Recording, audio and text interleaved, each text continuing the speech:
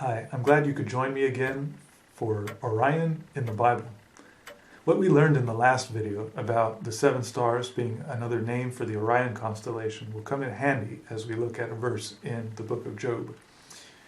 The Hebrew word for the seven stars, as used in the book of Amos, is the same word used in Job, but in Job it was mistranslated as Pleiades in the King James Version. Now, Pleiades is a Greek word. It's a word of Greek origin that has no connection whatsoever to the Hebrew word. It was simply the translator's best guess as to what the Hebrew word might have been referring to.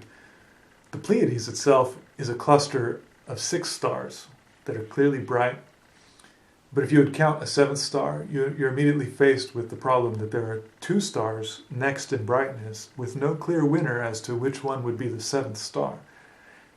It's simply not a cluster of 7 stars. It could be counted as 6 or as 8 or more, but not 7. That's because the 7 stars refers to Orion and not to the Pleiades. Let's keep that in mind as we read from the book of Job.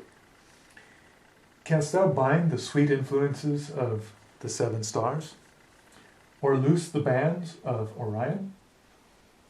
Now, this verse comes to life when you understand some of the basic symbols in the book of Revelation. Revelation describes the 7 stars as the messengers of the 7 churches. In the book of Job, those messengers are described as having sweet influences on the people through this message from Orion. In the last part of the verse, it talks about loosing the bands of Orion. And that's connected with Revelation as well, to the book of 7 seals, where the 7 seals are opened one by one. In fact, in Revelation, the question is asked, who is worthy to open the book? And that's the same question that we find here in Job. Canst thou loose the bands of Orion? Now, we will cover more in the book of Revelation later, but first, let's go to the book of Ezekiel. Now, in the very first verse of Ezekiel, it sets the tone for the whole book by showing that this is about the Orion message.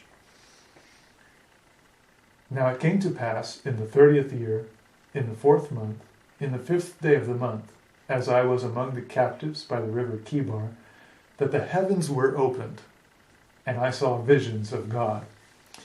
Ezekiel saw visions of God, of the throne of God, and he describes the 4 living creatures around the throne. Very much a parallel to Revelation. But Ezekiel has symbolism that was never understood fully, like the wheels inside the wheels, which turned not as they went. We can understand that clearly now in the context of the Orion message, because the wheels are simply the wheels in the clock mechanism of the clock of God in Orion. Many prophecies that were difficult to understand have become clear in the light of the Orion message. Another one is in Zechariah. And he said unto me, What seest thou? And I answered, I see a flying roll. The length thereof is 20 cubits, and the breadth thereof 10 cubits. Now, a roll, in his time, that was a book. The books were rolls, scrolls. So he saw a book in the heavens flying. That's none other than the Orion message, which has been written into a book format, and you can download it from our website. He saw the book flying in the heavens because the Orion constellation moves across the sky in the heavens every day as the earth turns. Now, even more interesting is that he describes the proportions of this book as being 10 cubits by 20 cubits. And those are the exact proportions of the Orion constellation when you count the rectangle formed by the 7 stars.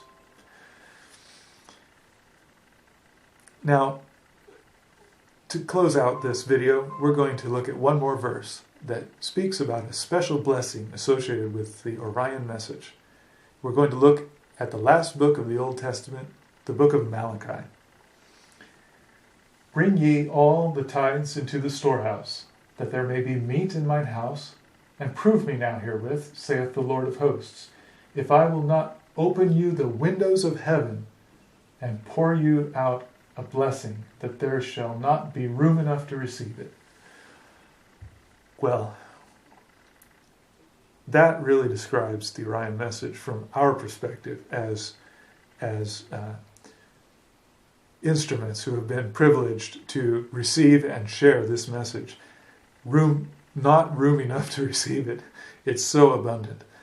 Well, did you catch what this is saying, though? Is that there's a condition on the blessing. And the condition is that you bring your tithes into the storehouse. You know, God works through human instrumentalities. And he designed that tithes and offerings should be brought to those who are doing the Lord's work. And when that doesn't happen, then the work is crippled. Now, we do our best to produce professional articles and websites and videos, but we need help.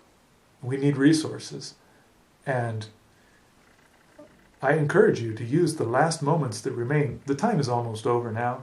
The time to participate in the work is mostly over. The message has been developed, but we still have the last thrust here in the last few moments. The greatest intensity now is in these last moments. And so I urge you to do what you can to help get this message out, to spread the videos, spread the articles, and do what you can to make this blessing a reality to everyone that you can reach. Because what's really at stake here is that when the message doesn't go out, when God's truth is withheld, souls are lost as a result. So I urge you to consider how important it is and to do everything you can in the last moments that remain. Now, this talks about the Orion message as being the blessing from the windows of heaven, the latter rain message. It's the last message for humanity. The world is coming to an end. It will end with this message. So don't count anything else more valuable than to spread this message and to save souls through it. Thank you for being with me as we have looked at Orion in the Old Testament, and please join me again in the next video as we look at Orion in the Bible in the New Testament. For more information about God's clock and Orion, please visit lastcountdown.org, where you can find all the studies from the first time proclamation concerning the second advent of Jesus Christ. For the latest information from the second time proclamation, including present-day fulfillments of Bible prophecy, please visit whitecloudfarm.org, and don't forget to subscribe to our Alnitak newsletter. Remember to subscribe to our YouTube channels, like us and friend us on Facebook, and share our materials on all your social networks. We hope to see you on the White Cloud soon.